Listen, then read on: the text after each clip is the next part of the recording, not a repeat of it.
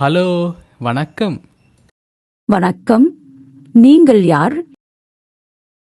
நான் மோகன், திருகோணமலையிலிருந்து. ஆ, மோகன். எப்படி சுகம்? நல்ல சுகம் அம்மா. கண்ணன் அண்ணா இருக்கிறாரா? அவரோடு கதைக்க முடியுமா? அவர் இல்லை. வெளியே போயிட்டார். அவர் எங்கே போனார்? கோயிலுக்கு. அவர் எப்ப வருவார் அம்மா? சொல்ல முடியாது தம்பி. எனக்கு ஒரு உதவி செய்ய முடியுமா அம்மா?